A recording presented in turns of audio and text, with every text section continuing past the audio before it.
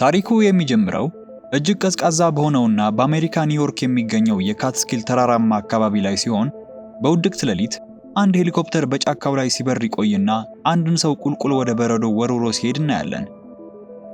በዚህ በኩል ባለታሪካችን ጃክ ሪቸር ከዚህ ዘግናኝ ግድያ ጥቂት ራቅ ብሎ በሚገኝ ከተማ ውስጥ እንደለመደው በአንድ ያገለገሉ ልብሶች መሸጫ ሱቅ ልብስ ለመግዛት እየገባ ነበር። ነገር ግን በቂ ገንዘብ ባለመያዙ በአቅራቢያው ከነበረው ኤቲኤም ገንዘብ ለማውጣት ይሄዳል። ከፊቱ የነበረችው ሴት እጆቿ በደም መጨማለቃቸውን ታለቅስም እንደነበረ ለማወቅ ብዙ ጊዜ አልወሰደበትምና ወዲያውኑ ሴትየዋ ችግር ውስጥ መሆኗን ተረዳ። በዝግታም በግራ በኩል ወደ ቆመችው መኪና እየጠቆመ መኪናዋ ዝርፊያ ላይ ከሆነ ይጠይቃታል። ሴትየዋም ሪቸር ያላት ልክ መሆኑን ከገለጸችለት በኋላ ልጇም ከኋላ ወንበር ላይ እንዳለ ስትጠቁም ሪቸር በፍጥነት ወደ መኪናው በመሄድ ዘራፊው ሳያስተውለው የበሩን መስኮት በቡጢ ሰብሮ የዘራፊውን ትጥቅ በማስፈታት ይደበድበው ጀመረ።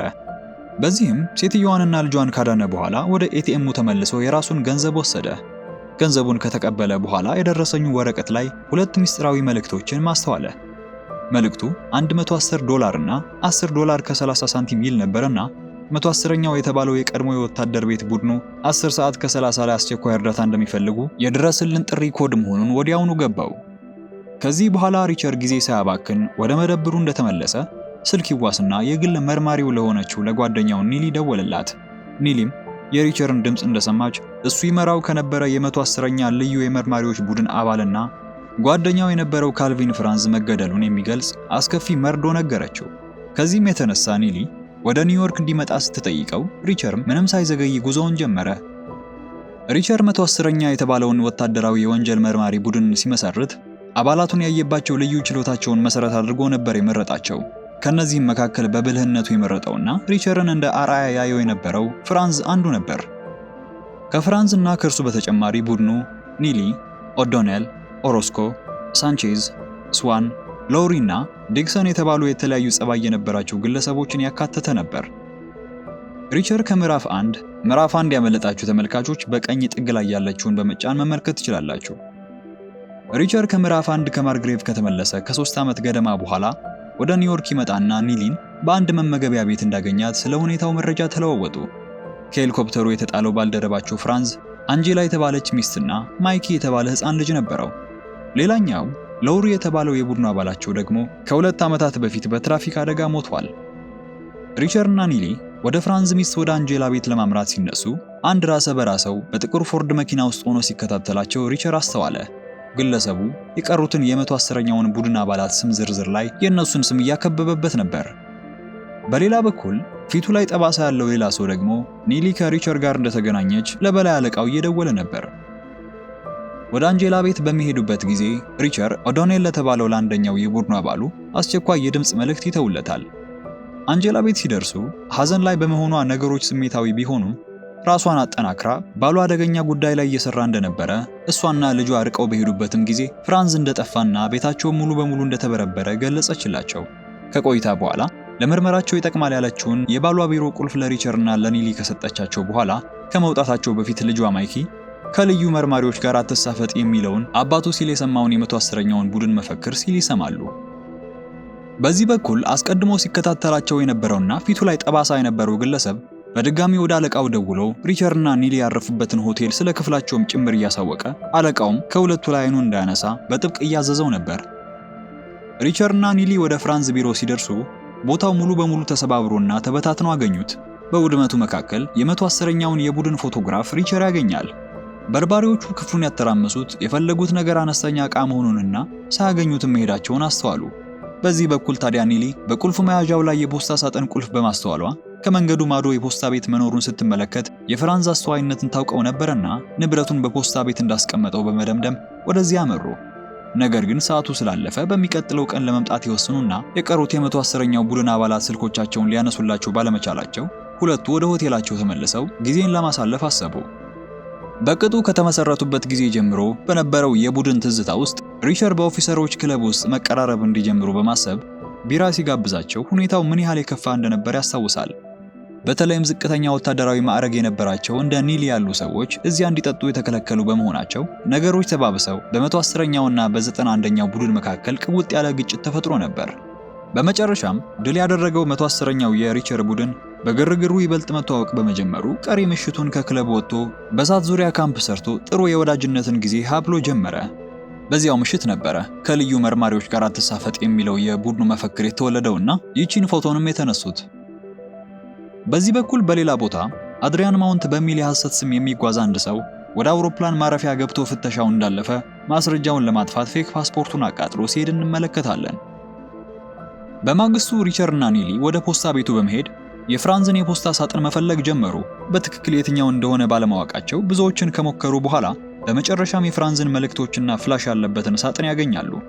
ሆኖም የኒሊ ፒሲ ፍላሹን መውሰድ ባለመቻሉ ፍላሹን ማንበቢያ ለመግዛት ስትሄድ ሪቸር በበኩሉ ከሌባ መስረቅ ችግር የለውም በሚለው መርሁ ከአንድ አደንዛዥ እጽ አከፋፋይ ሽጉጥ ለመውሰድ አደገኛ ነው ወደሚባለው አካባቢ ያመራል። በዚህ በኩል ያ በሐሰተኛ ስም የሚንቀሳቀሰው ተጓዥ ደግሞ ሌላ የሐሰት ማንነትን ለማግኘት አንድሪው ማክብራይድ በሚል ስም ፓስፖርት አስመስለው እንዲሰሩለት ከነገራቸው ሰዎች ጋር እየተገናኘ ነበር። ሆኖም ፓስፖርቱን ከተቀበለ በኋላ የሰሩለት ሰዎችም ጭምር ማንነቱን እንዲያውቁ ባለመፈለጉ በቆሙበት አስወግዷቸው ይሄዳል። ኒሊና ሪቸር ፍላሽ ውስጥ ምን እንዳለ ለማየት ወደ ሆቴል ክፍላቸው ሲመለሱ ክፍላቸው ልክ እንደ ፍራንዝ ቤትና ቢሮ ተበርብሮ አገኙት። በዝግታ ሽጉጣቸውን አውጥተው ሲገቡ በውስጥ የነበረው ሌላ ሳይሆን የሪቸር የድምጽ መልእክት የደረሰው የቀድሞ ባልደረባቸው ኦዶኔልን ነበር ያገኙት። ሶስቱም እንደተገናኙ ኒሊ ገዳዮቹ ሲፈልጉት የነበሩትን የፍራንዝን ፍላሽ ምን እንደያዘ ለመፈተሽ ተዘጋጀች። ሆኖም የይለፍ ቃል በመጠየቁ ለመክፈት ይቸገራሉ። ብዙ ከተወያዩና ከገመቱ በኋላ የይለፍ ቃሉ ፍራንዝ ከማንም በላይ የሚያከብረውና እንደ አራያ የሚያየው የሪቸር ስም መሆኑን ደረሱበት። ፍላሹ ከተከፈተ በኋላ ቡድኑ ፋይሎቹን ፕሪንት እያደረጉ ያወጧቸውና ከፋይሎቹ አንዱ ኤኤም የሚል ተመሳሳይ የፊደል መጀመሪያ ያላቸው የስሞች ዝርዝር ያካተተ መሆኑን ተመለከቱ። ካስተዋል ሁለቱም ስሞች በሐሰተኛ ፓስፖርት ሲንቀሳቀስ የነበረው ያ ሚስጥራዊ ሰው ቀደም ብሎ የተጠቀመባቸው ስሞች ነበሩ። ሌላም ፋይል አግኝተዋል። ሆኖም ይሄኛው ትርጉም የማይሰጡና በዘፈቀደ የተጻፉ ቁጥሮችን የያዘ ዝርዝር ነበር። ይህን ለመፍታት ተጨማሪ ሰው እንደሚያስፈልጋቸው የገባው ኦዶኔልም ሌላ ሰው እንደሚያስፈልጋቸው በመግለጽ ስዋን የተባለውን የቡድናቸውን አባል ለማግኘት ወደ ቤቱ ያቀናሉ። ቤቱ ደርሰው በተደጋጋሚ ቢያንኳኩም ስዋን በሩን ሊከፍትላቸው ባለመቻሉ ይጨነቁ ጀመሩ።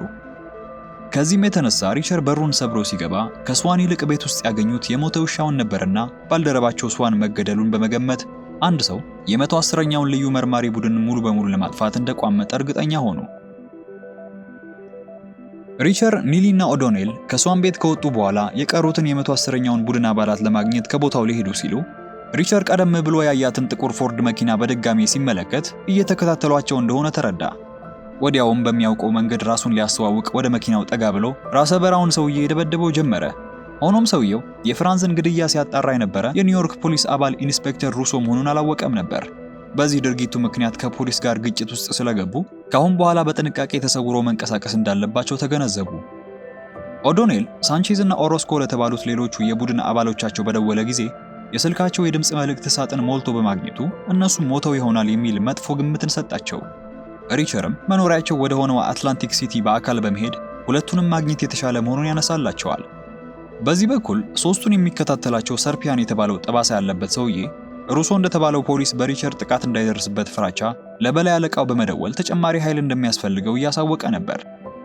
ሶስቱ የኒሊን መኪና ለመተውና አዲስ መንቀሳቀሻን ለማግኘት ወደ አውሮፕላን ማረፊያ ሲያመሩ ወታደር ቤት እያለ የድሮ ፍቅረኛውንና የቡድኑም አባል የነበረችው ዲክሰንን ያገኟታል። ሪቸር ስዋን ምናልባት እንደሞተና ሳንቼዝ እና ኦሮስኮም ደብዛቸው እንደጠፋ ነገራት። ዲክሰንም ይህንን ስትሰማ ወዲያውኑ የበፊት ቡድኗን በመቀላቀል የሐሰት መታወቂያውን ተጠቅማ መኪና ትከራይላቸውና አራቱም ወደ አትላንቲክ ሲቲ ያቀናሉ። በሂሳብ ዕውቀቷ ከሌሎቹ ተሻለ የነበረችው ዲክሰን በፍራንዝ ፍላሽ ላይ የተገኙትን ቁጥሮች መመርመር ጀመረች። ሆኖም ቁጥሮቹ በ26 እና በ27 የተከፋፈሉ ከመሆናቸው ባለፈ ትርጉማቸውን መረዳት አልቻለችም። በዚህ በኩል ሰርፒያን ለበላይ አለቃው ዲክሰን በሐሰተኛ ስም መኪና እንደተከራየችና አራቱም የጠፉ ጓደኞቻቸውን ፍለጋ ወደ አትላንቲክ ሲቲ እያመሩ እንደሆነ ይዘግባል። አትላንቲክ ሲቲ ሲደርሱ የሳንቼዝ እና የኦሮስኮ ቢሮዎች ልክ እንደሌሎቹ ተዘርፈው አገኙት።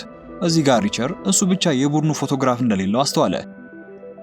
ከዚያም በመስቅልቅል ውስጥ ሳንቼዝ ከፍቅረኛው ሜሊና ጋር በአንድ መጠጥ ቤት ውስጥ የተነሳውን ፎቶ ያገኙና ላኪ ላውንጅ ወደ ተባለው መጠጥ ቤት ያመራሉ። ሪቸር እና ኒሊ ወደ ውስጥ ሲገቡ ዲክሰን እና ኦዶኔል ከውጭ እንዲጠብቁ አድርጎ ነበረ ሪቸር ወደ ውስጥ የገባው። ውስጥ እንደገቡ አስተናጋጁን የሳንቼዝ ጓደኞች መሆናቸውንና ሜሌና የምትባል ልጅ የሚያውቅ ከሆነ ይጠይቁታል። አስተናጋጁም ሁኔታውን በክፉ ነበርና የወሰደው። ሪቸርና ኒሊን ወደ ጓዳ እንዲወስዷቸው ሁለቱን ሰዎች ይነግራቸውና ልክ እንደሄዱ ሜሌናን ጠርቶ የሚፈልጓት ሰዎች እንደመጡ ይነግራትና እቃዋን ሰጥቶ እንድትሸሽ ያደርጋል። ወደ ጓዳ የተወሰዱት ሪቸርና ኒሊ ሜሌና ጋር ሊያገናኟቸው ሳይሆን ሊያጠቋቸው እንደሆነ ሲረዱ ራሳቸውን ለማብራራት ጊዜ ያልሰጧቸውን ግለሰቦች መቀጥቀጥ ጀመሩ። ሜሌና በዚህ በኩል ከባሩ ወጥታ ስትሮጥ ፎቶ ላይ ያስተዋላት ኦዶኔል እሷ መሆኗን አውቋልና ይከተሏት ጀመሩ። እግር በእግር ተከታትለው እንደያዟት ተመልሰው ወደ መጠጥ ቤቱ ይገባሉ። ሜሌናም ከዚህ ቀደም ፊቱ ላይ ጠባሳ ያለው ሰው ፍራንዝ ትቶት ስለሄደው ፍላሽ የምታውቀው ነገር ካለ ሲጠይቃት እንደነበረ ተናገረች። እንዲሁም ፍራንዝ ከአንድ ዓመት በፊት በአትላንቲክ ሲቲ እንደነበረና ሶስቱም ጋር በአንድ ጉዳይ ላይ እየሰራ እንደነበረ ገለጸችላቸው። ሜሌና ከዚህ ሁሉ በላይ ያሳሰባት ሳንቼዝ ከመጥፋቱ በፊት በመጨረሻው የስልክ ጥሪ ላይ 650 በመቶ ሺህ ለእያንዳንዳቸው እያለ ደጋግሞ ሲናገር እንደነበረ ትነግራቸዋለች። ከዚህ በኋላ አራቱም ካሲኖ ውስጥ ተቀምጠው ቁጥሮቹን ሲመረምሩ 650 በመቶ ሺህ ለእያንዳንዳቸው ማለት 65 ሚሊዮን ዶላር የሚገመት የካሲኖ ዝርፊያ ማለት ሊሆን እንደሚችል ገመቱ። ሆኖም ኦዶኔል እንዲህ ያለ ትልቅ ገንዘብ ከካሲኖ ለመስረቅ ያለውን አስቸጋሪነት በማስረዳት ግምታቸውን ልክ እንዳልሆነ ይነግራቸዋል። ሳንቼዝ እና ስዋን በፍሪላንሰርነት የካሲኖ ሴኩሪቲ ስለነበሩ የሆነ ነገር አይቶ ፍራንዝና ኦሮስኮን ለእርዳታ ጠርተው ይሆናል በሚል ወደ ካሲኖ የሴኩሪቲ ኃላፊ ዴቪድ ራይት ቢሮ አመሩ። ራይት የቡድኑ አባላት የሳንቼዝ እና የኦሮስኮ ጓደኞች መሆናቸውን ካጫወቱት ታሪክ ተነሱ አውቋቸው ኖሯልና በሚያሳዝን ሁኔታ ሳንቼዝ እና ኦሮስኮ ሞተው ሊሆኑ እንደሚችሉ ሲነገረው አዘነ።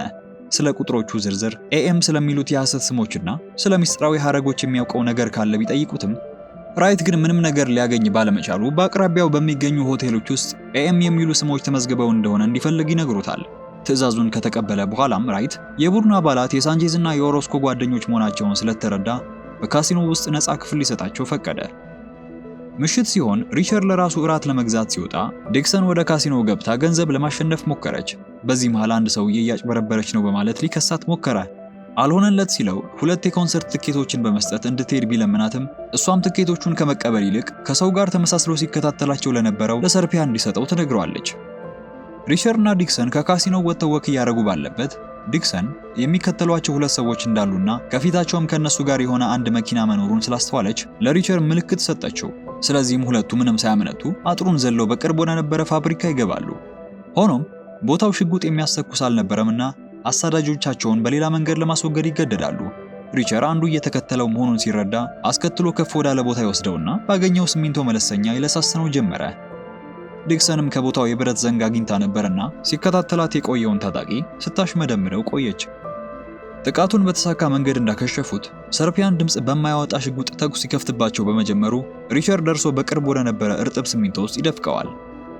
ይሄ ሲከታተላቸውና ጥቃት እንዲያደርስባቸው የተላከው ሰው ማንነት ለማወቅ የሰርፒያንን ኪስ ሲፈትሹ ከመኪና ቁልፍ በተጨማሪ የ110ኛው አባላት መረጃ የያዙ ሰነዶችንና ስልኩን ያገኛሉ። ሪቸር ስልኩን ከፍቶ ለመጨረሻ ጊዜ የተደወለውን ቁጥር ሲደውል ስልኩን ያነሳው የሰርፒያን አለቃ የሆነው ላንግስተን የተባለው ግለሰብ ነበር። ሪቸር ያለምንም ማመንታት በቁጣ ይዝትበት ቢጀምርም ላንግስተን ግን በሚገርም ሁኔታ ከመደናገጥ ይልቅ ይልቁንም መጨረሻው እንደማያምር መናገር ነበር የመረጠው።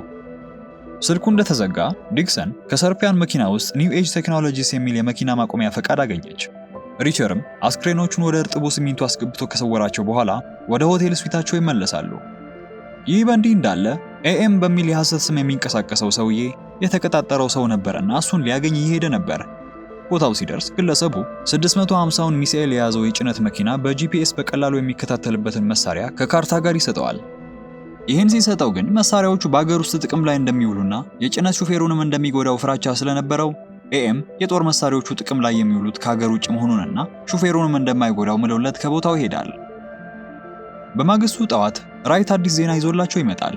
የአትላንታ ፖሊስ የሳንቼዝ እና የኦሮስኮን አስክሬኖች በካትስኪል ተራሮች አቅራቢያ አግኝተዋቸው ኖረዋል።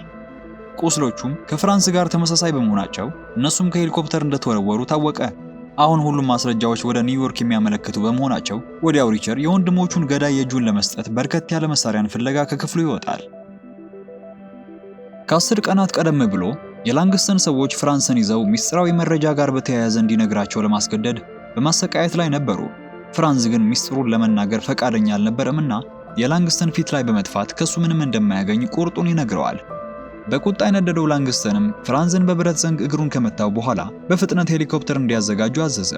ከቆይታ በኋላ ፍራንዝ ከሄሊኮፕተሩ ሊወረወር ሲቃረብ እየሳቀ ነበርና ላንግስተን ምን እንደሚያስቀው ይጠይቀዋል። ፍራንዝም ሪቸር ይህንን ሰምቶ ከመጣና እጁ ያስገባውለት የሚያደርገውን እያሰበ መሆኑን ሲነግረው ላንግስተን በንዴት ከሄሊኮፕተሩ ያስወረውረዋል። ላንግስተን ፍራንዝን ከወረወረ በኋላ የ4 ቀን መምጫዋ እየተቃረበ መሆኑን አላወቀም ነበር። ታሪካችን ወደ አሁኑ ጊዜ ሲያመጣን ሪቸር ከጦር መሳሪያ አዘዋዋሪዎች ጋር በገንዘብ ተደራድሮ በርካታ ሽጉጦችንና ጊዜያዊ ስልኮችን እያከማቸ ነበር። ቡድኑም ስራውን ለመጀመር ወደ ኒውዮርክ ሲመለስ ኒሊ ተደብቀው የሚቆዩበትን ሆቴል አዘጋጀች። ከጥቂት ጊዜ በኋላ ግን የፖሊስ መኪና ሳይረን እያሰማ ሲከተላቸው ዲክሰን መኪናውን ታቆመዋለች። አስቀድሞ ጠላት መስሎት ሪቸር ያጠቃው ፖሊሱ ሩሶ ነበርና ደርሶ በቁጥጥር ስር ያውለዋል። ሪቸር ወደ እስር ቤቱ ከመወሰዱ በፊት ዲክሰን እና ኒሊ አስቀድሞ ያስወገዱት የሰርፒያንን የፓርኪንግ ፈቃድ መገኛ እንዲከታተሉ፣ ኦዶኔልን ደግሞ እንደጠበቃው ከሱ ጋር እንዲሄድ ያዛል። ሩሶ የቡድኑን አባላት ወደ ጣቢያው እየወሰደ ሳለ ዲክሰን እና ኒሊ ወደ ኒው ኤጅ ቢሮ አመሩና የኦፕሬሽን ዳይሬክተር ከሆነችው ማርሎ ከተባለች ሴት ጋር ተገናኙ። ዲክሰን ጉዳዩ አሳሳቢ መሆኑን ግልጽ አደረገችና የሰርፒያንን ማንነት ለማወቅ በሚል የመኪና ማቆሚያው ፈቃድ የተሰጠው ሰው ማን እንደሆነ ማንኛውንም መረጃ እንድትሰጣት ጠየቀቻት። በዚህ በኩል ሩሶ ሪቸርን ወደ ጣቢያው እንደወሰደው አንድ አሳዛኝ መረጃ እንዳለው ሊነግረው ሞከረ። ሆኖም ሪቸር ጉዳዩን አስቀድሞ ያውቅ ነበርና ሳንቼዝ እና ኦሮስኮ እንደሞቱ እንደሚያውቅ ሲነግረው ሩሶም ተገርሞ የግድያውን ሚስጥር ማወቅ እንደሚፈልግ ያሳውቀዋል። እንዳጋጣሚ ሆኖ ሁለቱም ተመሳሳይ ግብ ስለነበራቸው መረጃ ለመለዋወጥ ይወስኑና ሪቸር 650 በመቶ ሺህ ለእያንዳንዳቸው የሚለውን ሚስጥራዊ ሐረግ እንዳገኙ ሲያብራራ፣ ሩሶ ደግሞ ፍራንዝ ቢሮ ውስጥ ካለው ፕሪንተር ሳይታተም የቀረ ወረቀት ላይ በኢንተርፖል የሚፈለግ አዛሪ ማሙድ በሚል መጠሪያ የሚጠራ የጦር መሳሪያ አዘዋዋሪ ለአሸባሪ ድርጅቶች መሳሪያ እንደሚያቀርብ የሚያሳይ የሰነድ ቅጂ ያሳየዋል። ኦዶኔል አዛሪ ማሙድ የሚለውን ስም ኤኤም የሚል አጽሮት እንዳለውና አስቀድመው ካገኙት የሐሰት ስሞች ዝርዝር ውስጥም አንዱ መሆኑን የተረዳው ያኔ ነበር። ከዛም ሪቸር ሁሉንም የሐሰት ስሞች ለሩሶ ሰጥቶ እንዲመዘግበውና ምርመራ እንዲያደርግባቸው ያደርጋል። በዚያው ቅጽበት ዲክሰን በፍራንዝ ላይ የተገኙትን ቁጥሮች ትርጉም የለሽ አለመሆናቸውን ይልቁንም በሰባቱ የዓመቱ የመጨረሻ ወራት ውስጥ ያሉትን የ6 ቀናት የሥራ ሳምንታት የሚወክሉ መሆናቸውን ትረዳለች።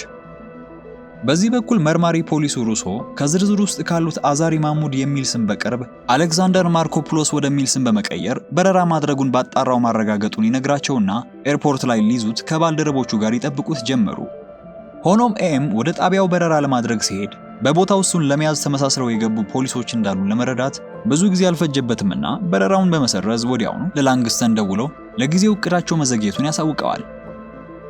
ኤኤም ከጣቢያው እየተመለሰ ሳለ መልኩ ከሱ ጋር የሚመሳሰል የቆዳ ሐኪም ማስታወቂያ በማየቱ አዲስ ተንኮል ወደ አእምሮ ይመጣለታል። ቡድኑ ተመልሶ ሲገናኝ ዲክሰን እና ኒሊ ያገኙትን መረጃ ያካፍሏቸዋል። ከዚህም በተጨማሪ የሰርፒያን አድራሻ አግኝተው ጎረቤቱ የሆነችውን አንዷን አዛውንት ሲጠይቁ በእርግጥም እዛ እንደሚኖር ያረጋግጣሉ። ወደ ቤቱ ከመሄዳቸው በፊት ግን ሪቸር ወደ አንድ መደብር ሄድና አነስ ያለች የእጅ ቦምብ በመስራት ልክ ወደ ቤቱ ሲደርሱ የሰራትን ፈንጂ በቤቱ ስር ያስገባታል።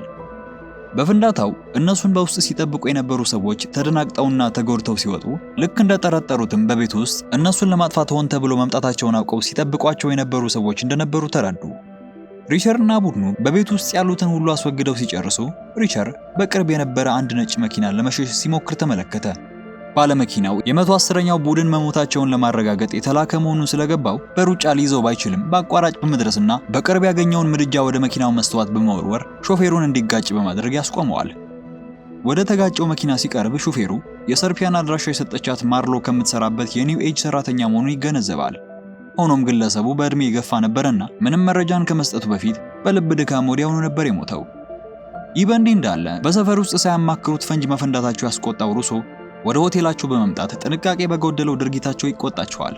እንደተረጋጋም ሪቸር ያን ለማድረግ የተገደደው ማርሎ የተባለችው የኒው ኤጅ ኦፕሬሽን ዳይሬክተር የሰጠቻቸው የሰርፒያን የቤቱ አድራሻ ውስጥ እነሱን ለማስወገድ ታጣቂዎችን አዘጋጅተው ይሆናል የሚል ስጋት ኖሮት እንደሆነና ግምቱም ትክክል እንደነበረ ይነግረዋል። ሩሶም በፈጸሙት አደገኛና ህገወጥ ስራ በፖሊስ የተፈለጉ ቢሆንም ለጊዜው ከሚሰሩት ስራ ጠቃሚነት እንዳይገኙ ማድረጉን ያረጋግጣላቸውና ድጋሚ ወንጀላቸውን ስለማይሸፍንላቸው በግላቸው የሚያደርጉትን ማጣራትና ህገወጥ ድርጊት እንዲያቆሙ ያስጠነቅቃቸዋል። በተጨማሪም ኤኤም በአውሮፕላን ማረፊያ እንዳልታየ አሁን ላይ የተከታተሉት መሆኑን ስለተረዳ ሁሉም የሐሰት ስሞች ጥቅም አልባ እንደሆኑ ይነግራቸዋል። ከመሄዱ በፊት ግን ከሪቸር ጋር መረጃን ለመቀባበል የስልክ ቁጥሩን ተቀብሎት ነበር የሄደው። ሩሶ ከሄደ ከጥቂት ሰዓታት በኋላ ቡድኑ ማስጠንቀቂያውን ችላ በማለት ፊታቸው ላይ ጭንብል ለብሰው ነጯን መኪና ይዘው ወደ ኒው ኤጅ የቢሮ በር በቀጥታ በመሄድ መግቢያ በሩ ጋር ያጋጩታል። አላርሞች ሲጮሁ ፖሊሶች ቦታው እስኪደርሱ ድረስ 2 ደቂቃ ብቻ ስለነበራቸው በፍጥነት ሊይዙት የሚችሉትን ያህል ፋይሎች፣ ሃርድ ዲስኮችንና ላፕቶፖችን መሰብሰብ ጀመሩ። ከመውጣታቸው በፊት ግን ሪቸር ግድግዳ ላይ የተሰቀለውን የሰራተኞች የቡድን ፎቶግራፍ በመመልከቱ ይዞት ሄዳል። ከቦታውም ልጠው እንደተመለሱ ፎቶውን መመልከት ጀመሩ። አንድ አጋጣሚ ሆኖ የሥራ ባልደረባቸው የነበረው ስዋን ከኒው ኤጅ ሰራተኞች ጋር በፎቶ ውስጥ መገኘቱ ግራ አጋባቸው። እዚህ ጋር ስዋን 110ኛውን ቡድን ሊያጠፉ ከሚሞክሩ ሰዎች ጋር እየሰራ ነበር ወይስ ሌላ ምክንያት ቢኖረው ነው የሚል ጥያቄን መጠየቅ ጀመሩ። በአንድ ምግብ ቤት ውስጥ ተቀምጠው በኒው ኤጅ ቢሮ ውስጥ ያደረጉት ፍተሻ ምንም አዲስ ነገር እንዳልሰጣቸው ያውጠነጠኑ እያለ በመሃል ኦዶኔል ስዋን ምናልባት ከጠላቶቻቸው ጋር ወግኖ እየሰራ ከሆነ የሚል ጥርጣሬውን ያጋራቸዋል። ሆኖም ሪቸር ሐሳቡን አጥብቆ መቃወሙን ቀጠለ። ስዋን በኒው ኤጅ ዋና የደህንነት ኃላፊ በሆነው ላንግስተን ስር የደህንነት ረዳት ዳይሬክተር ሆኖ ይሰራ ነበር። ከጉዳዩ ጋር የተያያዙ የኒው ኤጅ ሰራተኞች ቁጥር እየናረ በመምጣቱ ሪቸር ከሁሉ የተሻለው መንገድ በቢሮ ውስጥ የሚሰሩትን ሁሉንም ሰራተኞች አንድ በአንድ መመርመር መሆኑን ይወስናል። እነሱ እዚህ ቀጣይ እቅዳቸውን ሲያወጡ፣ በዚህ በኩል ደግሞ ሩሶ እነ ሪቸር የኒው ኤጅ ቢሮ ላይ በፈጸሙት ጥቃት በአለቃው እየተወቀሰ ነበር። ኒሊ እዚህ ጋር ስዋን ለማርሎ የላከው አንድ ኢሜል ታገኛለች።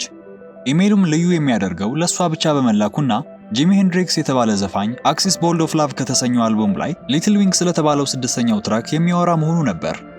ሆኖም ኦዶኔል ስዋንን እስከሚያውቀው ድረስ ሄንድሪክስ የተባለውን ሙዚቀኛ ይጠላው እንደነበር በመግለጽ ለምን በአደባባይ የሚጠላውን ነገር እንደሚወዱ አስመስሎ መጥቀስ እንዳስፈለገው ይጠይቃል። ያኔ ሪቸር ሊትል ዊንግ የሚለውን ቃል ሲሰማ በዚሁ ስም የሚጠራ ስለ አንድ ግዙፍ የፌዴራል መከላከያ ፕሮጀክት እንዳነበበ አስታወሰ። ይህን ግዙፍ ፕሮጀክትም ኒው ኤጅ የተባለው አሁን የሚመረምሩት ድርጅት ተጫርቶ አሸንፎታል። ባገኘው መረጃ ላይ እንደሚለው ከሆነ የፕሮጀክቱ ማስጀመሪያ ላይ ሴናተር ላቮይ የተባለ ከፍተኛ ባለስልጣንን ጨምሮ ለወታደራዊ መኮንኖች ጥሪ ተደርጎ ነበር። ላቮይ ሊትል ዊንግ የተሰኘው ግዙፍ ፕሮጀክት የመንግስት ፈቃድ እንዲኖረው በኮንግረስ ውስጥ ጫና ፈጣሪ ሰው ነበር። ኦዶኔል ላቮይ ምን ያህል ቆሻሻ ሰው እንደሆነ ጠንቅቆ ያውቀው ነበርና ከዚህ ቀደም የነበረበትን አጠራጣሪ ግብይቶችን ይጠቅስላቸው ጀመረ። ሊትል ዊንግ የተባለውን ፕሮጀክት ከጀርባ ሆኖ የሚደግፈው ሙሰኛ ሴናተር መሆኑን ሲገነዘቡ ዲክሰን ቀጣዩ እርምጃቸው ሴናተሩን ማግኘት ቢሆን ስለ ፕሮጀክቱ የተሻለ ነገር ማወቅ እንደሚችሉ ሐሳብ አቀረበች። ነገር ግን ሴናተሩ ባለው ከፍተኛ ጥበቃ ምክንያት በቀላሉ የሚገኝ አልነበረም። በዚህም ሁሉ ሪቸር ምንም እንኳን ሌሎቹ ባይቀበሉትም ስዋን ይክደናል ብሎ እንደማያምን አጥብቆ ይሟገታቸው ነበር። በመሃል ሪቸር በወታደር ቤት እያሉ ስለተፈጸመ ስዋንን ስለሚመለከት አንድ ክስተት አስታወሰ። 110ኛው ቡድን ትልቅ የአደንዛዥ እጽ ዝውውርን በቁጥጥር ስር አውሎ 48 የሄሮይን ጥቅሎችን ይዞ ነበረ። ቆጠራ ላይ ያሉ ግን ዲክሰን አንዱ ጥቅል እንደጎደለ አስተዋለች። ለወር የተባለው አንደኛው በቦታው በትክክል 48 ጥቅሎችን ቆጥሮ በስዋን መኪና ውስጥ እንደጫናቸው ሲነግራቸው ሪቸር ከኒሊ ጋር ሆኖ መኪናውን ለመፈተሽ ይሄዳሉ። ሲፈትሹም የጎደለው ጥቅል ከመቀመጫው ስር ወዲያውኑ ነበርና የተገኘው። ይህ ክስተት ነበር ስዋን ላይ ጥርጣሬ እንዲኖራቸው ያደርገው የጀመረው። ወደ አሁኑ ጊዜ ስንመለስ በሌላ በኩል የቆዳ ሐኪም የሆነው ዶክተር አልዛግቢ ቢሮ ውስጥ ኤኤም በሚል መጠሪያ ስሙን እየቀያየረ የሚንቀሳቀሰው ግለሰብ ይመጣና እሱን የሚመስለውን ዶክተር አስወግዶ ማንነቱን ለመውሰድ በማቀዱ ሐኪሙንና ጸሐፊውን ገድሎ ድጋሚ ሚስጥራዊ ተልእኮውን ለመጨረስ በነፃነት መንቀሳቀስ ይጀምራል። ወደ ቡድኑ ስንመለስ ካለው የሴኩሪቲ ብዛት ሴናተሩን ማግኘት እንደማይችሉ የተረዳው ኦዶኔል ሴናተሩን ካላገኙ ቦይድ በተባለ የሕግ አውጪ ዳይሬክተሩ በኩል ሊያገኙት እንደሚችሉና ስለ ሊትል ዊንግ ጠቃሚ መረጃ እንዲሰጣቸው ማስገደድ እንደሚችሉ ያሳውቃቸዋል። በዚህም በዛች ምሽት በቦስተን ከተማ ውስጥ በሚደረግ የገንዘብ ማሰባሰቢያ ዝግጅት ላይ እንደሚገኝ ይደርሱበታል። በመሃል ሪቸር በተደጋጋሚ ሲደውልለትና ሲዘጋበት የነበረው የሩሶን ስልክ ያነሳዋል። በእነሱ ምክንያት ባለቃው ሲሰደብ የቆየው ሩሶ በንዴት ውስጥ ሆኖ ምን ላይ እንደደረሱ ሲጠይቅ ሪቸር በኒው ኤጅ ቢሮ ውስጥ ስላገኙት ነገር ከመናገር ይልቅ የቢሮ ሰራተኞች ላይ ምርመራ እንዲያደርግ ይነግረውና አሁን ወደ ቦስተን በመሄድ ላይ እንደሆነ ነግሮ ስልኩን ይዘጋዋል። ከዛ በፊት ግን ኒሊና ዲክሰን ወጥመድ ውስጥ ያስገባቻቸው ማርሎን ሊጎበኙ ሲሄዱ ሪቸርና ኦዶኔል ደግሞ ቦይድን ለማጥመድ የሚያስፈልጋቸውን አደንዛዥ እጽ ለማግኘት ወጡ። በእርግጥም ዲክሰንና ኒሊ ወደ ማርሎ ቤት ሲደርሱ ጥቂት ገንዘብና ውድ ዕቃዎችን ቤት ውስጥ ትታ በፍጥነት ልጇን ይዛ እንደጠፋች ይረዳሉ። ይህ በእንዲህ እንዳለ ኤኤም በገደለው ዶክተር ስም መኪና እየተከራየ ነበር። ከቆይታ በኋላ 110ኛው ቡድን በቦስተን ይሰባሰብና አልባሳቶቻቸውን ለፕሮግራሙ ምቹ አድርገው ስራቸውን ይጀምራሉ። በኦፔራ ቤቱ ቦይድን እንድታጠምደው የተላከችው ዲክሰን በቀላሉ ቀርባ ልቡን ትገዛውና ከእርሱ ጋር ሆና ፕሮግራሙን እንድትካፈል እንዲያደርግ ታደርጋለች። ኒሊም በቅርብ ሆና እየተከታተለች ሳለች ሪቸርና ኦዶኔል ዲክሰን አስቀድማ ባገኘቻቸው ቁጥሮች ላይ የበለጠ ፍቺን እየፈለጉ ነበር። እንደተለመደው ብዙ አልቆየም።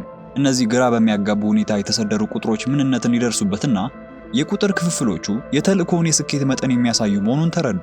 ማለትም ከ2197 ሙከራዎች በኋላ 1547 ስኬቶች ተመዘገቡ የሚል መሆኑን ካረጋገጡ በኋላ ሁለቱን ሲያቀናንሱትና 650 የተባለውን ያን ቁጥር ሲያገኙት ምን ያህል ጊዜ እንደወደቁ ወይም እንዳልተሳካላቸው የሚያሳይ ቁጥር መሆኑ ይደርሱበታል። ከዚህም የተነሳ እያንዳንዳቸው $100,000 የሚያወጡ ከሆኑ 650 የከሸፈባቸው ነገር አለ ማለት እንደሆነ ጉዳዩ ግልጽ መሆን ሲጀምር ኒሊ፣ ዲክሰን እና ቦይድ ከኦፔራው እየወጡ ነበርና ቀጣዩን የዕቅዳቸውን ምዕራፍ ከአንዱ የድሮ ጓደኛቸው ጋር ጀመሩ። ውጭ ላይ ዲክሰን ቦይድን ወደ መኪናዋ ተወስደውና እዚያም ሪቸርና ኦዶኔል ቀደም ብለው ያመጡትን አደንዛዥ ዕፅ ታወጣዋለች። ወዲያው ነበረ በአደንዛዥ ዕፅ ምክንያት የእስር ታሪክ የነበረው ቦይድ ለመጠቀም ያላመነታውና ዲክሰን ገና ሳትነካካ ከእጇ በመውሰድ ስራውን መስራት የጀመረው። በዛን ቅጽበት ቦይድን እጅ ከፍንጅ ለመያዝ በባለፈው ምዕራፍ ከማርግሬቭ ወደ ቦስተን የመጣው ፊንሊ ብቅ ይልና ዕፅ በመጠቀሙ ምክንያት አስሮ ይወስደዋል። በፖሊስ ጣቢያው ሪቸርና ኦዶኔል የኤፍቢአይ ኤጀንቶች መስለው በመቅረብ የቦይድን ዕፅ የመጠቀም ሚስጥርና ከባለቤቱ ውጭ የነበረውን ግንኙነት እንደሚያጋለጡ ያስፈራሩት ጀመር። መጋለጥን ያልፈለገው ቦይድም ወዲያውኑ ነበረ ሁሉንም ነገር ገሃድ ያወጣው። ሊትል ዊንግ የንግድ አውሮፕላኖችን ከለላ እንዲሰጥ ታስቦ የተሰራ የጸረ ሚሳኤል ሶፍትዌር ነው። ነገር ግን ኒው ኤጅ በመሃል ገብቶ በእጅ የሚተኮስ መሳሪያ ላይ እንዲገጠምና የተሻለ የማነጣጠር አገልግሎት እንዲሰጥ በማድረግ የሚተኮሰው ሚሳኤል ኢላማውን የሳተ መስሎ ከሄደ በኋላ አዘናግቶ ተመልሶ በመምጣት እንዲያጠቃ አድርገው እንዳሻሻሉት ያሳውቃቸዋል። በተጨማሪም ይህን የሚሰራው ኒው ኤጅ የተባለው ካምፓኒ በኒውዮርክ ሶፍትዌሩን ሲሰራ በዴንቨር ደግሞ ጥሬ ዕቃውን የሚያመርትበት 2 ተቋማት እንዳሉት ከነገራቸው በኋላ የሚያስፈልጋቸውን ሁሉ እንዳገኙ ሪቸርና ኦዶኔል ይወጣሉ። ወደ ውጭ ሲወጡ ከቆይታ በኋላ የተገናኙት ሪቸርና ፊንሊ ሰላምታ ከተለዋወጡ በኋላ ፊንሊ እንዳለው ጡረታ ከመውጣት ይልቅ አሁን ወደ ሌተናንትነት እንዳደገ ሲሰማ ተገረመ። ኒሊም ፊንሊን ሰላም ለማለት ብትቀላቀላቸውም የሚቆዩበት ጊዜ አልነበራቸውምና ሪቸርና ኦዶኔል ዋሽንግተን ዲሲ ወደሚገኘው ወንድሙ ጆ ይሰራበት ወደ ነበረ የሀገር ውስጥ ደህንነት ቢሮ በመሄድ ኤኤምን ለመመርመር ሲያቅዱ ኒሊና ዲክሰን ደግሞ ወደ ዴንቨር ሄደው ኒው ኤጅን እንዲመረምሩ ሪቸር ያዛቸዋል። መንገድ ከመጀመራቸው በፊት ቡድኑ ወደ አንድ ምግብ ቤት ይሄዳሉ። ሆኖም ቦስተን እንደመጡ የነገራቸው ነበርና የሞተረኞች ጋንግ የ110ኛውን ቡድን ለማጥቃት ተዘጋጅተው በመምጣታቸው ወደ ውስጥ እንኳን ሳይገቡ ፍልሚያው ይጀመራል። ጋንጎቹ ቡድኑን በመንካታቸው ትልቅ ስህተት እንደሰሩ በፍጥነት ከተገነዘቡ በኋላ ድብድቡ ሲያባራ ሪቸር ከአንዱ ስልክ ወስዶ ለላንግስተን ደወለ። ላንግስተን ሪቸር እየተቃረበ መሆኑን ስለተረዳ እሱን ከማሳደድ ካቆመ የሚፈልገውን ማንኛውም ነገር ሊሰጠው እንደሚችል ይነግረዋል። ሪቸር ግን ብቸኛው ፍላጎቱ እሱን ከሄሊኮፕተር መጣል እንደሆነ መልሶ ስልኩን ይዘጋዋል። ከዚህ በኋላ ነገሮች በጣም አስቸጋሪ መሆናቸው ስለማይቀር ኦዶኔል ወደ ቤቱ እንደደረሰ ባለቤቱ ሊሊን ጉዳዩ እስኪፈታ ድረስ ከሁለቱ ልጆቻቸው ጋር ወደ ሌላ ቦታ እንድትሄድ ያደርጋል። በሀገር ውስጥ ደህንነት ቢሮ ግንኙነት የነበረው ሪቸርም ከነርሱ ጋር በቦታው ነበር። ብዙም ሳይቆይ ኦዶኔል ከኒሊና ዲክሰን በዴንቨር በሚገኘው የኒው ኤጅ ቢሮ መድረሳቸውን የሚያመለክት መልእክት ይደርሰዋል። ሁለቱም ከመንግስት የተላኩ ወኪሎች መስለው በመቅረብ ሚሳኤሎቹ የሚወጡበትን ስኬጁል ማጣራት ስለሚፈልጉ መረጃ እንዲሰጧቸው ይጠይቃሉ። ሆኖም ሱፐርቫይዘሩ ሁሉም 650 ሚሳኤሎች ከ10 ደቂቃ በፊት ተጭነው መውጣታቸውን ነግሮ የዕቃ ዝርዝሩን ሲሰጣቸው ዘግይተው መምጣታቸውን የተገነዘቡት ሁለቱም በአስቸኳይ የጭነት መኪናውን ተከትለው ጉዞ ይጀምራሉ። በዚህ በኩል የጭነት መኪናው ሾፌር በመንገድ ላይ የቆመ መኪና በማግኘቱ እርዳታን ለመስጠት ሲወርድ በኤኤም መኪናውን እንዲጠልፍ በተላከው ሰው ወዲያውን ይገደላል። ጠላፊዎቹ የጭነት መኪናውን በቁጥጥራቸው ስር እንደዋሉት ወደ ኤኤም በመደወል ሚሳኤሎቹን እጃቸው ውስጥ እንዳስገቡ በቀጣይም ወደ ኒውዮርክ እንደሚመጡ ያረጋግጡለታል። ሪቸርና ኦዶኔል ሀገር ውስጥ ደህንነት ቢሮ እንደደረሱ ሟች ወንድሙ ጆ ጋር ሲሰሩ ከነበሩ ኦማርና ሄርናንዴዝ ከተባሉ ከሁለት የመንግስት ከፍተኛ መኮንኖች ጋር በቢሮአቸው ይገናኛሉ። ኦማር ኤኤም ከዚህ በፊት ራዳራቸው ላይ ለጥቂት ጊዜ ብቅ ብሎ እንደነበር፣ ነገር ግን ስለሱ በቂ መረጃ ባለመኖሩ ምክንያት ፈጽሞ እንዳልተያዘ ያሳውቃቸዋል። በሰውየው ላይ ያላቸው ሙሉ መረጃን ከተለዋወጡ በኋላ መኮንኖቹ በምላሹ የሚሰጧቸው መረጃ ካለ ይጠይቋቸዋል። ሆኖም ሪቸርና ኦዶኔል እስካሁን ስራ ላይ እንዳሉና ሲያጠናቅቁ እንደሚያሳውቋቸው ተስማምተው ይለያያሉ። ይህ በእንዲህ እንዳለ ኒሊና ዲክሰን ሲከታተሉት የነበሩትን የጭነት መኪና ያገኙታል። ሆኖም ጠላፊዎቹ ሁለቱ ሴቶች መርማሪዎች መሆናቸውን በመገንዘባቸው ተኩስ ይከፍቱባቸውና ለጭነት መኪናው ሾፌር የማምለጫ ዕድል ይሰጡታል። ሴቶቹ የቀሩትን ጠላፊዎች እንዳስወገዱ ፖሊስ አስክሬኖቹ እንዲያነሳ ከመጥራታቸው በፊት ኒሊ ከዲክሰን መኪና ሱፐርቫይዘሩ የሰጣት የዕቃ ዝርዝር ላይ አንድ ትልቅ ነገር ታገኛለች። ወዲያውኑም ያገኘችውን አስደንጋጭ መርዶ ለሪቸርና ለኦዶኔል ለመንገር ትደውልና 650 ሚሳኤሎች የጫነው የኒው ኤጅ ጭነት መኪና መዘረፉን፣ ስዋን የተባለው ከጠላቶቻቸው ጋር ይሰራል ብለው የጠረጠሩት የቀድሞ ባልደረባቸው በሕይወት መኖሩን፣ ይባሱኑ ደግሞ ጭነቱ ሲወጣ በራሱ በስዋን ፊርማ የይለፍን ፈቃድ አግኝቶ እንደተጫነ ማረጋገጧን ታሳውቃቸዋለች። ይህን የሰማው ሪቸርድ ስዋን በዚህ ቆሻሻ ስራ ውስጥ እጁ አለበት ብሎ ለመቀበል አሁንም ፈቃደኛ ባለመሆኑ ኒው ኤጅ የተባለው ቢሮ ፊርማውን አስመስለው ፈርመው ይሆናል ብሎ ማመንን ይመርጣል። ሆኖም ዲክሰን ቢሮ የጣት አሻራና የአይን አሻራ ብቻ የሚጠቀም በመሆኑ አስመስሎ ለመፈረም ፈጽሞ የማይቻል ነገር መሆኑን ጠቆመች። ያኔ በሪቸርድ ግትርነት የተቆጣው ኦዶኔልም ለጓደኞቻችን ሞት ተጠያቂ የሆኑትን ሁሉ ገድላለሁ ስትል ስዋንንም ይጨምራል በማለት ጠየቀው። ሪቸርድ ግን ስዋን ጥፋተኛ መሆኑን ማሰብ አልፈለገም። ምክንያቱም ቀደም ሲል በወታደር ቤት እያሉ በ110ኛ ቡድን ዘመን አንድ ዕለት የሄሮይን ዝውውር ሲያጋለጡ ስዋን 2 ጥይቶችን እንደወሰደለትና ሕይወቱንም እንደሰጠው ያስታውሳል። ስለዚህም ነበረ ሪቸርድ ራሱን የሰጠው ስዋን ለጓደኞቹ የማይጨነቅ ሰው እንዳልሆነና ይህንንም ፈጽሞ የሚያደርግ አይደለም ብሎ ለማመን የወደደው። ሪቸርድ አእምሮውን ለማረጋጋት ለእግር ጉዞ እንደወጣ የሴናተር ላቮይ ኤጀንቶች በመኪና ይቀርቡና ሴናተሩ ሐሳቡን እንደሰማና የተወሰኑ ጥያቄዎችም ስላሉት ሊያገኘው እንደሚፈልግ ያሳውቁታል። ሪቸርድም ላቮይን ለማግኘት ሰወር ወዳለ ስፍራ ይሄዳል። ላቮይ ሪቸርድ በማርግሬቭ ስላጋለጠው ግዙፍ የሐሰት ገንዘብ ማምረቻ ሴራን እንደሚያውቅ ነገረው። ታዲያ አሁን ደግሞ ሊትል ዊንግ ጋር በተገናኘ የተወሰነ ጥያቄ ስለነበረው ነው የጠራው።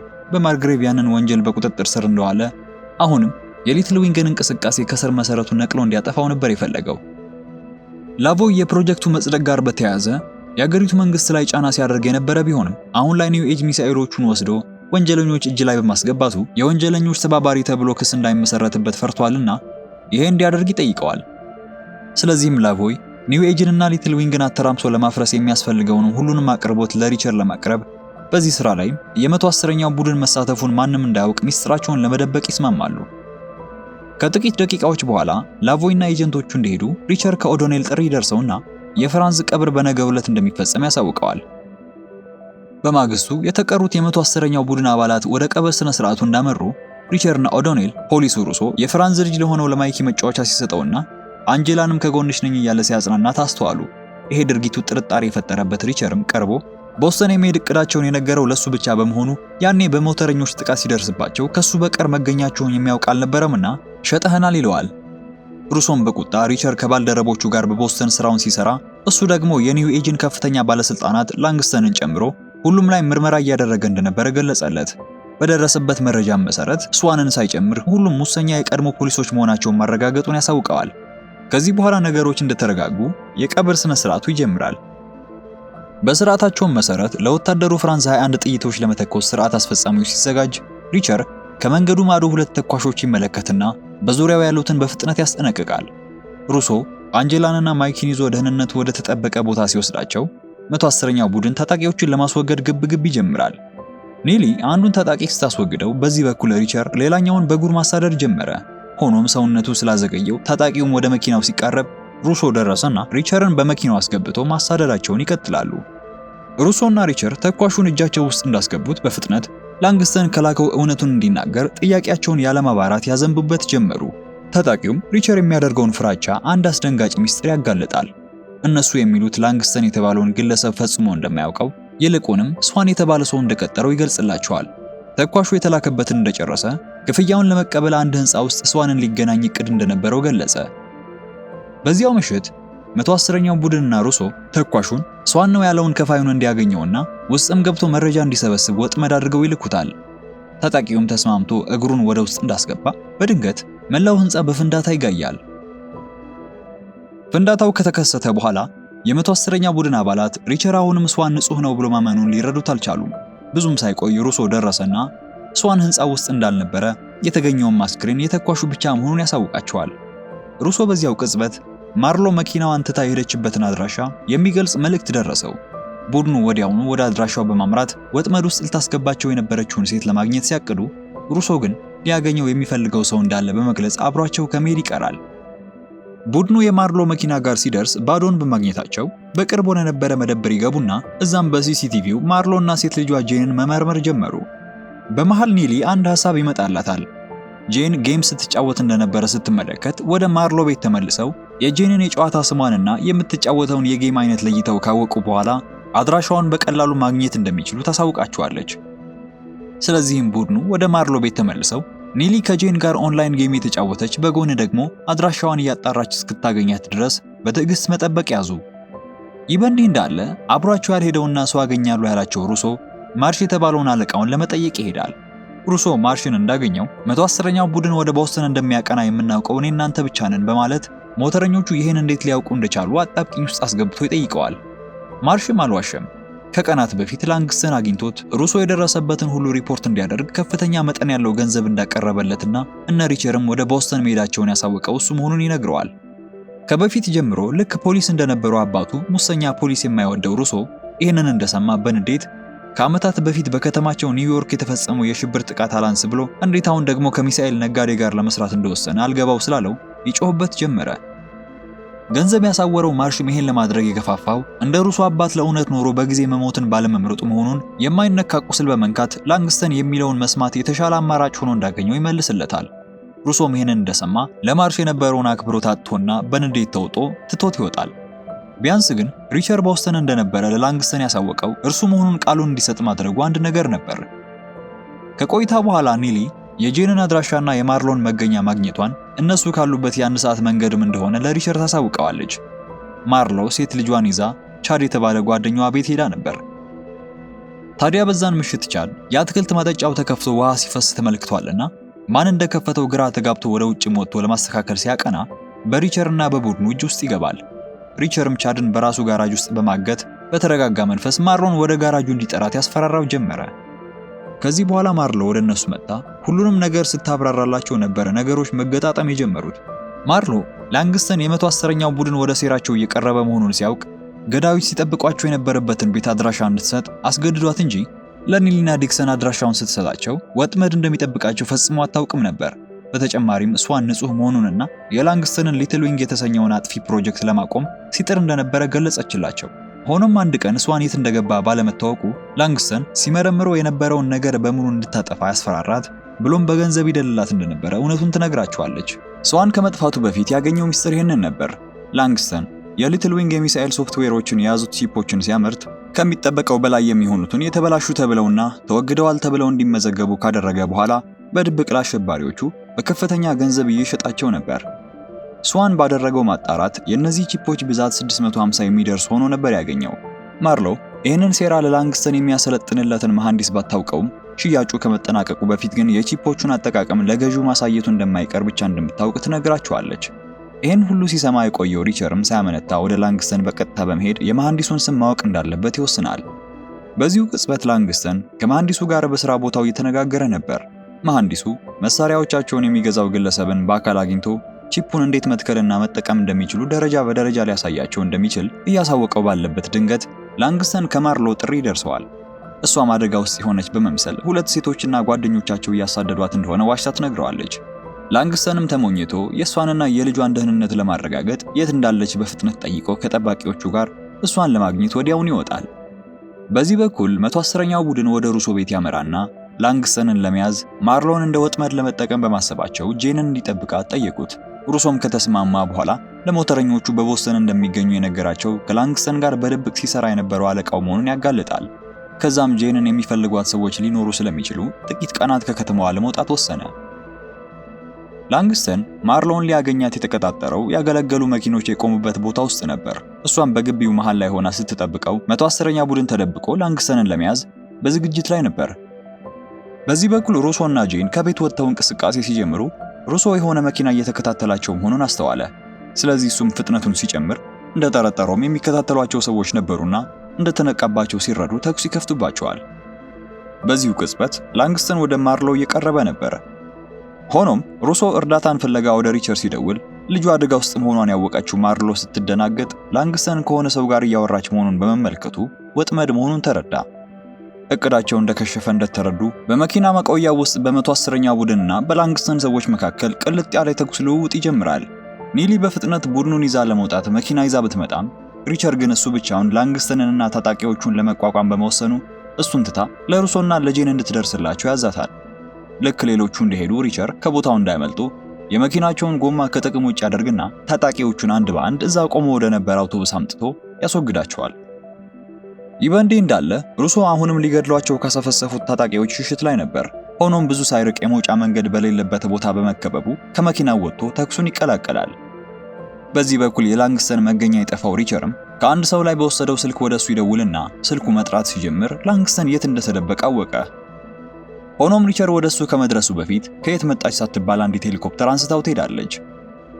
በዚህ በኩል አጣብቂኝ ውስጥ የገባው ሩሶ ተኩሱ ሲበረታበት ጄንን አሳልፎ ላለመስጠት ፊቷን ሳታዞር በፍጥነት ከቦታው እንድታመልጥ ይነግራትና ከተደበቀበት ወጥቶ ታጣቂዎቹ ጋር ተኩስ ሲከፍት ጄን ማምለጥ ጀመረች። ነገር ግን ብዙ አልቆየም። ሩሶ ከታጣቂዎቹ በተተኮሰው ጥይት ተመቶ ይወድቃል። ጄንም በድንጋጤ ውስጥ ሆና ወድቆ ስትመለከተው እንደቆየች ለመሸሽ ስትዞር እሷን ፍለጋ የመጣ ሌላ ታጣቂ ወደ እሷ ሲቀርብ ተመለከተች። ሆኖም ምንም ከማድረጉ በፊት ነበረ ኒሊ ደርሳ በመኪናዋ የገጨችው። 110ኛው ቡድን እናትና ልጅን ሲያገናኙ ኒሊ ተመቶ ወደ ወደቀው ሩሶ ጋር በፍጥነት ትሄዳለች። እሱም በደከመ ድምፅ ጄን ደህና ከሆነች ሲጠይቃት እሷም እድሜ ለሱ ሰላም እንደሆነች ትነግረዋለች። ሩሶ እያሸለበ ሲሄድ በደም የተጨማለቀ እጁን ዘረጋላት። በዚህ ጊዜ ማንንም መንካት የማትወደው ኒሊ እጁን ይዛ ጭንቅላቱን በጭኗ ላይ አሳርፋ አምቡላንስ መጠበቅ ጀመረች። ሆኖም ሩሶ ሆስፒታል ሳይደርስ እስከ ወዲያኛው በተጋደመበት ያሸልባል። ለማርሎና ለጄን ደህንነቱ የተጠበቀ መደበቂያ ያስፈልጋቸው ስለነበር ሪቸር የሚያውቃቸው ሰው በሙሉ በቦስተን ያለው ፊንሊን ጨምሮ በጉዳይ ውስጥ ገብተው ስለነበረ ዲክሰን የምታውቀው ሰው ነበረና ለጊዜው እሱ ጋር እንዲሆኑ ያቅዳሉ። ኦዶኔል እና ዲክሰን ሁለቱን በሰላም እዛ የማድረስ ኃላፊነቱን ሲወስዱ ሪቸርና ኒሊ ደግሞ የሩሶ የበፊት አለቃው ማርሽን ለማነጋገር ይሄዳሉ። ሩሶ በመሞቱ ምክንያት በጣም የተናደደችው ኒሊ አንድ ችግር ቢፈጠር ብላ ከቤቱ ውጭ ለመሆን ስትወስን ሪቸር ደግሞ ወደ ውስጥ ይገባና ማርሽን እንዳገኘው ሁለት አማራጮችን ይሰጠዋል። ወይ በሪቸር እጅ መሞት ወይ ደግሞ ለሕግ ራሱን አሳልፎ መስጠት። ማርሽ ግን እንደ ሞኝ ሽጉጡን ለመያዝ ሲሞክር ሪቸር ጠረጴዛውን ወደሱ በመምታት ከግድግዳው ጋር ያጣብቀዋል። በመቀጠልም ሪቸር ስለ ሊትል ዊንግና ኤኤም ስለተባለው ግለሰብ የሚያውቀውን በሙሉ እንዲነግረው ያዘዋል። ሆኖም ላንግስተን እነዚህን ነገሮች እንደማይነግረው ይልቁንም ትላንትና ማታ በመኪና የገጩት ግራንት የሚባለው ግለሰብ ማወቅ የሚያስፈልጋቸውን ነገር ሁሉ እንደሚነግረው ያሳውቀዋል። ኒሊ በመኪናው የገጨችው ሰው ሞቷል ተብሎ የነበረ ቢሆንም በሆስፒታል ውስጥ ከፍተኛ እንክብካቤ ላይ እንደሚገኝ የሆስፒታሉን ስም ጠቅሶ ነገረው። ሪቸር የሚፈልገውን መረጃ ካገኘ በኋላ ማርሽ እንደገና ሽጉጡን ለመያዝ ስለሞከረ ቀድሞ በጥይት ግንባሩን ብሎ ያሰናብተዋል። ይህን መረጃ እንደያዘ ሪቸር ከኒሊ ጋር በመሆን ግራንት ተኝቶበታል ወደ ተባለው ሆስፒታል ቀጣይ መዳረሻቸውን ያደርጋሉ።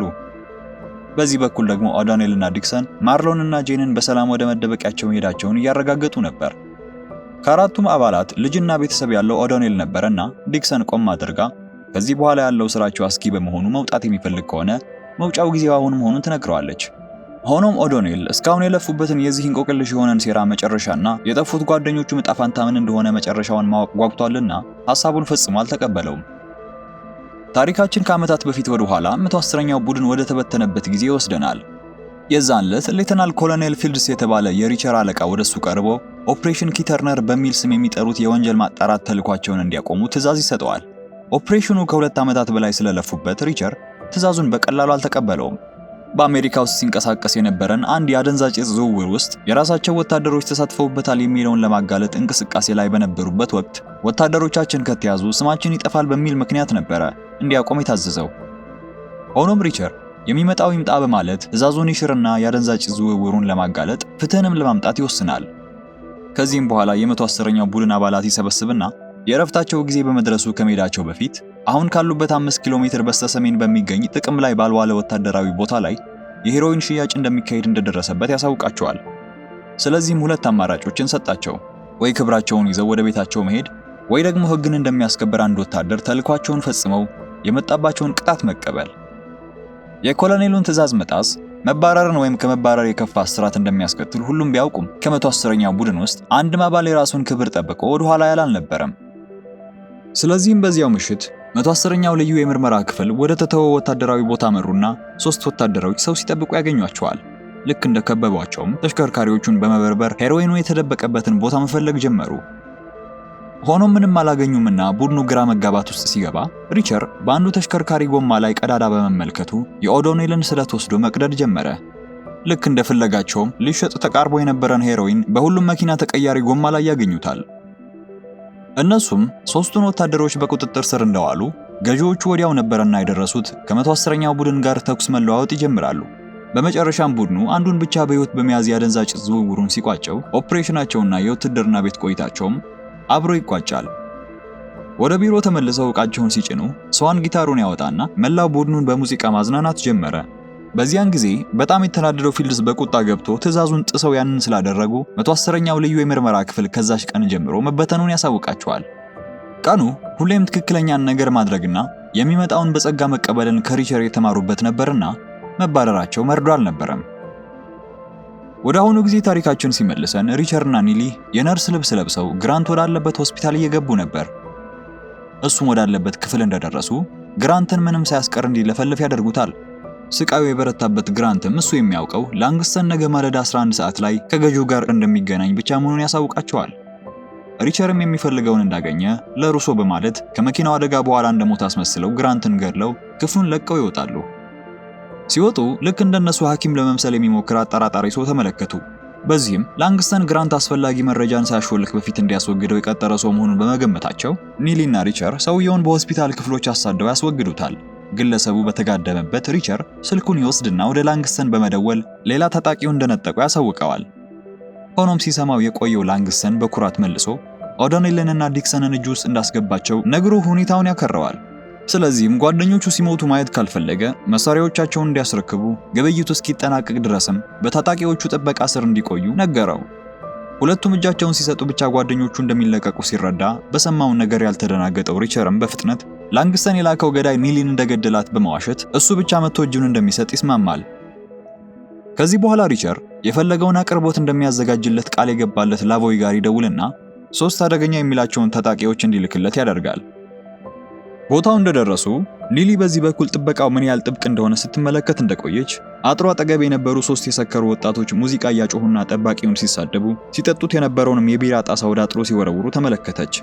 ይህ ድርጊት አጥሩ በኤሌክትሪክ መታጠሩን እንድትረዳ ሲያደርጋት፣ በዚህ በኩል ደግሞ ሪቸር የልጆቹ ሁከት ጠባቂውን እንዴት እንዳወቀው አስተውሏልና አንድ ሐሳብ ይመጣለታል። ይህ በእንዲህ እንዳለ ኤኤም የተባለው ግለሰብ ከላንግስተንና ከመሐንዲሱ ጋር ሄዶ ቺፖቹን እንዴት እንደሚሰሩ ከመማሩ በፊት ሚሳኤሎቹ ያሉበትን የጭነት መኪና አግኝቶ ትክክለኛ ዕቃ መሆናቸውን እያረጋገጠ ነበር። የላንግስተን ሰዎች እዚህ ጋር ኦዶኔልንና ዲክሰንን ልክ ፍራንዝን እንዳደረጉት ከሄሊኮፕተር ላይ ወርውረው ከመግደላቸው በፊት እያሰቃያቸው ነበር። ሪቸር ወደ መጋዘኑ ገብቶ እጁን ለመስጠት ተዘጋጅቶ ከኒሊ መኪና ሊወጣ ሲል ኒሊ ታስቆመዋለች። ይህ አሁን ሊያደርጉት ያቀዱት ከባድ ተልዕኮ ኦፕሬሽን ኪተርነር እንዳስታወሳት ትነግረዋለች። ያኔ ትዕዛዝ ተላልፈው መጨረሻቸውንም አውቀው እንደፈጸሙት አሁንም መጨረሻቸው ሞት እንደሆነ እያወቁ እንደሚያደርጉት ያህል እየተሰማት መሆኑን ነገረችው። ሪቸር ግን ምርጧ ወታደሩ ከኋላው ስላለች ምንም የሚጨነቅበት ነገር እንደሌለ ይነግራትና ይወጣል። በመቀጠልም ከመኪናው ወጥቶ ወደ መጋዘኑ ዋና በር ያመራና መሳሪያውን እንዳስረከበ ላንግስተንም ኦዶኔልንና ዲክሰንን አስሮ አሁንም በሕይወት እንዳሉ ያረጋግጥለታል። ሪቸር እጁን በካቴና ታስሮ ወደ ማዕከሉ እንደተወሰደ 3ቱንም አስሮ ከሄሊኮፕተር ለመጣል ያቀደው ላንግስተንም ሪቸርን ጋሪው ላይ እንዲወጣ ያዘዋል። ሆኖም ሪቸር ለመውጣት አሻፈረኝ በማለት እጆቹ በታሰሩበት ታጣቂዎቹን መፋለም ጀመረ። በመሃል ላንግስተን መጥቶ ያስቆመውና አስቀድሞ ኒሊ ሞታለች ያለው ውሸት መሆኑን አስክሬኗን ፈጽመው እንዳላገኙት ይነግረዋል። ከዚህም የተነሳ ላንግስተን የቀረችው እሷ ብቻ ናትና ኒሊ የት እንዳለች ሪቸርን ቢጠይቀውም እሱ ግን አንድም ቃል አልተነፈሰም። ይህ የሆነ ከውጭ በኩል ኒሊ 2 ጠባቂዎችን አስወግዳ ላቮይ የሚልካቸው ሰዎች ጋር ለመገናኘት በመጠበቅ ላይ ነበረች። ውስጥ ላንግስተን ከሪቸር መረጃ ለማግኘት እየደበደበው ሳለ ጓደኛው ስዋንን እንዴት ከእርሱ ጋር እንዲሰራ ሊያግባባው ሲሞክር እንደኖረ፣ ሆኖም ስዋን ግትርና ያቋም ሰው ስለነበር ስራውን ሊያፈርስበት ደርሶ እንደነበር ያሳውቀዋል። ሪቸርም አሁን ስዋንን የት እንዳስገባው ጠየቀው። ላንግስተንም ወደ መሳቢያው በመሄድ የስዋንን አይን የያዘ ብልቃጥ ያወጣል። ላንግስተን ሰነዶቹ በሙሉ በስዋን የተፈረሙ እንዲመስሉ ለማድረግ ያስፈለገው የስዋን የጣት አሻራና አይኖቹ ብቻ በመሆኑ ገድሎ የሰውነት ክፍሎቹን ማስቀረቷቸው ኖረዋል። ያኔ በመጨረሻም ሪቸር ስዋንን እስከ መጨረሻው ማመኑ ትክክል እንደነበር አረጋገጠ። ምንም እንኳን ስዋን ቢሞትም ቡድኑን አሳልፎ የሚሰጥ ከዳተኛ ሆኖ አልሞተም። በመቀጠል ላንግስተን ታጣቂዎቹን ኦዶኔልንና ዲክሰንን ወደ ሄሊኮፕተሩ እንዲጭኑ ተመልሰው መጥተውም ሪቸር እንዲወስዱ ያዛቸዋል። ኒሊ በዚህ በኩል የላቮይ ሰዎች ወደ ማዕከሉ ሲመጡና ኦዶኔልና ዲክሰንም ወደ ሄሊኮፕተሩ ሲጫኑ ተመለከተች። ሁሉም ሪቸርን ትተው ከቦታው እንዲሄዱ ሪቸር ደብቆ በያዛት መርፌ የታሰረበትን ካቴና ይፈታል። በዚህም መሃል ነበር ላንግስተንና ታጣቂዎቹ ሁሉንም ማስረጃ ለማጥፋት በሚሞክሩበት ሰዓት ከውጭ ከፍተኛ የሙዚቃ ድምጽ የሰሙት። ቀደም ሲል የነበሩትን ሰካራም ወጣቶችን በመምሰል ይሄን የምታደርገው ኒሊ ነበረችና ሐሳባቸው ሲሰረቅ የላቮይ ሰዎች የህንጻውን ኃይል ያቋርጡትና ቦታውን ወደ ተጠባባቂ ኃይል እንዲቀየር ያደርጉታል። ሙዚቃው የሰዎችን ትኩረት መሳቡ ስለማይቀር ጠባቂው ተጠይቆ እንድታጠፋው ይነግራታል። ሆኖም ኒሊ ምላሽ ለመስጠት ስታመነታ በሩን ከፍቶ ሊያጠቃት ሞከረ። ያኔም ኒሊ በጥይት መታውና የላቮይ ሰዎች ጋር በመቀላቀል የላንግስተን ታጣቂዎች ጋር ተኩስ ይጀምራሉ። በመቀጠልም ወደ ሪቸር በመሄድ ሽፋን ትሰጠውና እሱ ወደ ሄሊኮፕተሩ የሸሸው ላንግስተንን ተከትሎ ወደ ውጭ ያመራል። ሄሊኮፕተሩ መነሳት ሲጀምር ሪቸር የነበረው አማራጭ የጎማው ክፍል ላይ መንጠልጠል ነበርና ጓደኞቹን ለማትረፍ በሚል ሳመነታ ይወጣል። ሄሊኮፕተሩ በካትስኪል ተራሮች ላይ ሲደርስ ላንግስተን የኋላው በር እንዲከፈት ያዝና ዲክሰንን መጀመሪያ ለመጣል ያቅዳል። በሩ እንደተከፈተ ወደ ውስጥ ለመግባት እድል ያገኘው ሪቸርም ገብቶ ላንግስተንን ጓዶቹ የተሰማቸውን ስቃይ ያሰማው ጀመረ። በሄሊኮፕተር ውስጥ የተከሰተው የተኩስ ልውውጥ አብራሪው ትኩረቱን እንዲያጣና እንዲያዘነብል ሲያደርገው የዲክሰን ጋሪ ወደ በሩ መንሸራተት ጀመረ። ሆኖም ልክ አፋፍ ላይ እንደደረሰች ነበር ሪቸር በጊዜ ደርሶ ያዛት። ዲክሰን አፋፉ ላይ ሆና ስትወዛወዝ ትቆይና ከጋሪው ራሷን ነፃ በማውጣት ስለቱን ከሪቸር እጅ ወሰደችና ታጣቂውን ታስወግደዋለች። ላንግስተን ብቻውን ሲቀር ዲክሰን አብራሪውን ሄዳ ሄሊኮፕተሩን አረጋግቶ እንዲይዘው ታሳስበዋለች። ከዛም ሪቸር ላንግስተንን በእግሩ ይዘውና ወደ በሩ ከጎተተው በኋላ ልክ ፍራንዝን፣ ሳንቼዝንና ኦሮስኮን እንዳደረጋቸው ከሄሊኮፕተሩ ቁልቁል ይልከዋል። ላንግስተንን በመጨረሻ ወድቆ የእጁን ያገኛል። አሁንም ግን የሚሳኤሎቹንና የቺፖቹን ገዢ ከላንግስተን ጋር የት ሊገናኙ እንደነበር የሚያውቁት ነገር አልነበረምና አብራሪውን ወደ ቦታው እንዲወስዳቸው ያደርጉታል። በዚህ በኩል ኤኤም መሐንዲሱ ጋር ወደ ተቀጣጠረበት ቦታ የጭነት መኪናው ከጠለፈው ሰው ጋር በመሆን ሲደርስ ኒሊ ሾፌሩን በፍጥነት ታስወግደውና ኤኤምን ተቀብለው ወደ ውስጥ ያስገቡታል። ወደ ውስጥ እንዳስገቡት መሳሪያዎቹን ለማን እየሸጣቸው መሆኑን ሪቸር ቀጥተኛ ጥያቄ ጠየቀው። ሆኖም ኤኤም ሁኔታውን ለማብረድ በመፈለግ የደንበኞቹን ማንነት አሳልፎ መስጠት ለቢዝነሱ ጥሩ አለመሆኑን ሲመልስ ሪቸርና ቡድኑ በጥይት ደብድበው ያስወግዱታል። ኒሊ የሊትል ዊንግ ቺፕ የተገጠመለትን ሚሳኤል ይዛ አብራሪውና መሐንዲሱ ወደ ታሰሩበት ሼድ እንዲሄዱ ሁለቱንም ሄሊኮፕተራቸውን ተሳፍረው እንዲሄዱ ይነግሯቸዋል። ሁለቱም ነፃ የተለቀቁ መስሏቸው ሄሊኮፕተራቸውን አስነስተው ከቦታው ሲሄዱ ኒሊ ሄሊኮፕተሩ ወንዙ አካባቢ እስኪደርስ ትጠብቅና አነጣጥራ ሊትል ዊንግስን ትሞክርባቸዋለች። ልክ የተተኮሰው ሚሳኤል ሄሊኮፕተሯን የሳተ መስሎ ርቆ እንደሄደ ተመልሶ በመምጣት ብትንትኗን ያወጣታል። ሁሉም ተልዕኳቸውን በድል እንዳጠናቀቁ ሴናተር ላቮ የላካቸው ሶስቱ ታጣቂዎች ጠመንጃቸውን ወደ ሪቸርና ቡድኑ አዞሩ። ሴናተሩ ይህንን የሚያደርገው ከሱ ጋር ምንም ንክኪ ባለመፈለጉና በጉዳዩ ላይ ማንም ዕውቀት እንዳይኖረው በማሰብ ነበር። ሆኖም ያላወቁት ነገር ሪቸር የሀገር ደህንነቶቹ ጋር በስውር ሲሰራ መቆየቱን ነው። ከዚህም የተነሳ ሰራዊቱ በቦታው ደርሶ ሴናተሩ ላቮይንና ሰዎቹን በቁጥጥር ስር እንዳዋላቸው አራቱም ተልዕኳቸውን ያገባድዳሉ። 110ኛው ቡድን ይህንን ግዙፍ ሴራ አጋልጠው ካከሸፉ በኋላ 65 ሚሊዮን የሚጠጋ ዶላር እጃቸው ውስጥ በመግባቱ ገንዘቡን ምን ማድረግ እንዳለባቸው መወያየት ጀመሩ። በዚህ ጊዜ ነበረ ዲክሰን በዚህ ሁሉ ውዥንብር ውስጥ ለተጎዱ ሰዎች መስጠት አለብን የሚለውን የተቀደሰ ሐሳብ ያጋራቻቸው። ሐሳቡን የወደደው ሪቸርም ገንዘቡን በኃላፊነት ወስዶ ለአንጄላ፣ ለሩሶ ወንድም፣ ለሜሌና፣ ለኦሮስኮ እህት እንዲሁም በስዋንና በውሻው ስም ለእንስሳት መጠለያ እጅግ ከፍተኛ ገንዘብ ይልካል። በተጨማሪም ሪቸር ለኒሊ አባት፣ ለኦዶኔል ልጆችና ለዲክሰን በቂ ገንዘብ ያስቀምጥላቸዋል።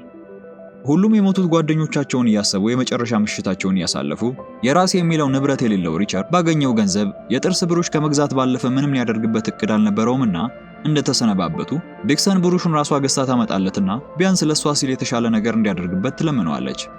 ስለዚህም ሪቸር ለአንድ ዓመት ያለማቋረጥ በአሜሪካ ውስጥ ያልተገደበ የአውቶቡስ ጉዞ የሚያደርግ የጉብኝት ቡድንን በመቀላቀል ገንዘቡን ለማውጣት ይስማማል። በዚህ በኩል ስንብት የማትወደው ኒሊ ያለምንም ግንኙነት ለረጅም ጊዜ ቆይተው ለሞት የሚያበቃ ተልዕኮ ሲመጣ ብቻ መነጋገራቸው እንደማያስደስታት ታሳውቀውና በሰላሙም ጊዜ እንዲገናኙ መከራ ይለያያሉ። በመጨረሻም ሪቸር አውቶቡሱን ተሳፍሮ ጉዞ ሲጀምር ታሪካችን እዚህ ላይ ያበቃል። ስትከታተሉት የቆያችሁት ሪቸር የተሰኘ ምርጥ ተከታታይ ፊልም ሲዝን 2ን ባጭሩ ነበር። እንግዲህ በቃሌ መሰረት እንደዚሁ የሚቀጥለውን 3ኛውን ሲዝን በቀጣይ የማቀርብላችሁ ነው የሚሆነው። እንደተለመደው ቆይታችሁን ከወደዳችሁት ላይክ በተናውን መጫናችሁን አትርሱ። በተረፈ ግን ስክሪናችሁ ላይ ካሉት ቪዲዮዎች በአንዱ አገኛችኋለሁ።